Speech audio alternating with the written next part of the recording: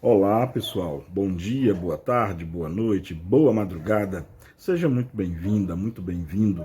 Meu nome é Marcos Venício e quero convidar você para a nossa aula de número 40 do livro O Céu e o Inferno, ou a Justiça Divina segundo o Espiritismo. Estou gravando essa videoaula numa manhã de quarta-feira, 3 de maio de 2023. Então recebam aí com afeto, com carinho, essas mensagens, né, que sempre vêm de um estudo sério, né, sobre a obra espírita, que nos enriquece, nos tira o mito, porque o remédio para a ignorância é o conhecimento, e a doutrina espírita nos traz muito conhecimento. Na aula de hoje, aula de número 40, vamos já direto ao ponto, nós vamos analisar uma mensagem muito bonita que se intitula A Morte do Justo. Essa mensagem foi transmitida para a Sociedade, né, Parisiense de Estudos Espíritas, logo depois dessa primeira evocação do espírito Samson, né? Até a aula passada nós estudamos essa primeira comunicação do espírito Samson, e é muito interessante que existe, na época, apareceu um espírito chamado George, acho que é George ou é Georges, não, é Georges, no plural, e esse espírito concedeu essa mensagem para o grupo, né, para a Sociedade Espírita, Sociedade Parisiense de Estudos Espíritas. Bom, eu vou ler a mensagem na íntegra, ela é curta, e aí depois a gente comenta algumas poucas coisas, mas olha que interessante.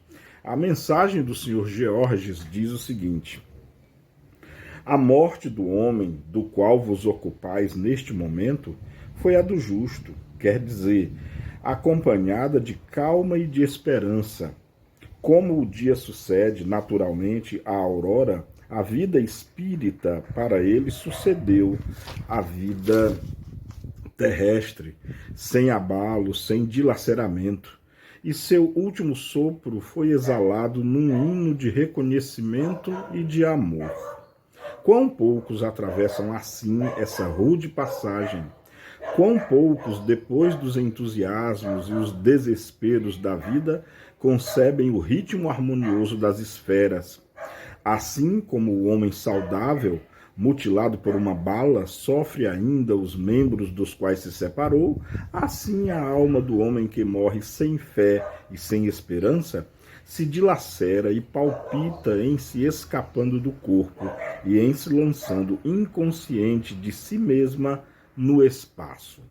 Orai por essas almas perturbadas, orai por todos os que sofrem. A caridade não está restrita à humanidade visível, ela desperta e consola os seres que povoam o espaço.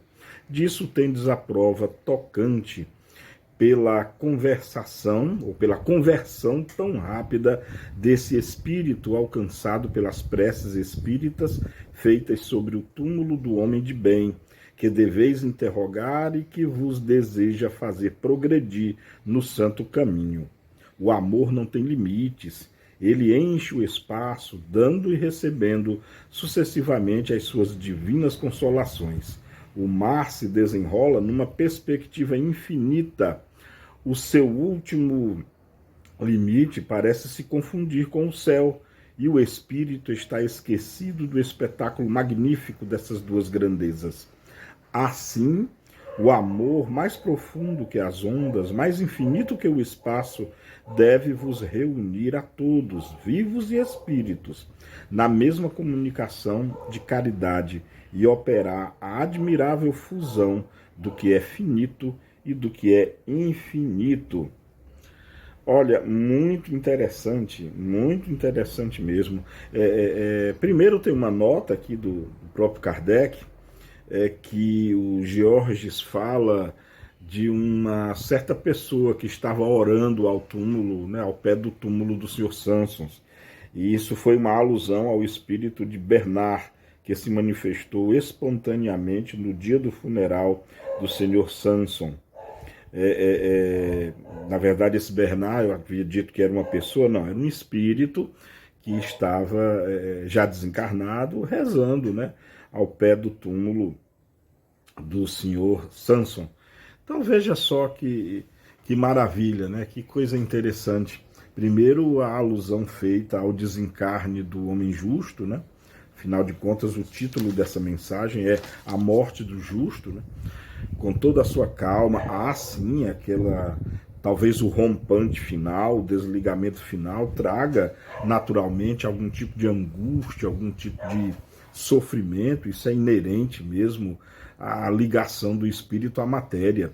Mas o espírito que viveu a vida boa, né, a vida boa no sentido de que ele ou ela foi uma boa pessoa, que viveu praticando a caridade, praticando o bem, ou seja, no estado de benevolência, que estudou, que, enfim, preocupou-se com as dores alheias, no afã de minimizá-las, no afã de torná-las menos incisiva. E eu penso, pelo menos particularmente, que poucas coisas são mais nobres, pouquíssimas coisas são mais nobres do que você ter uma vida dedicada a diminuir a dor alheia e muitas vezes até acabar com a dor alheia, pois a dor causa muito sofrimento.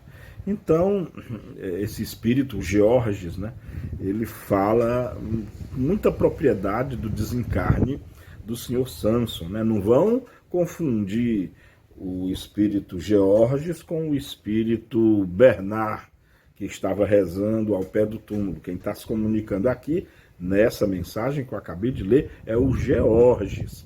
O Bernard, ele estava em oração.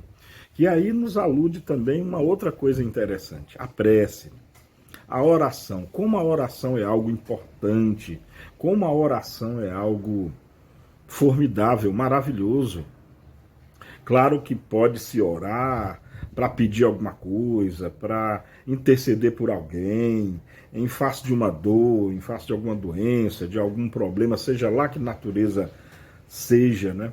Mas não vamos esquecer de uma coisa importante.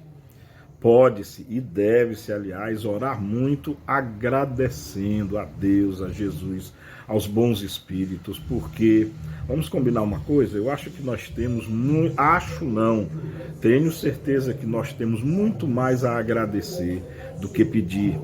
E aí cada um fala por si, cada um pensa por si.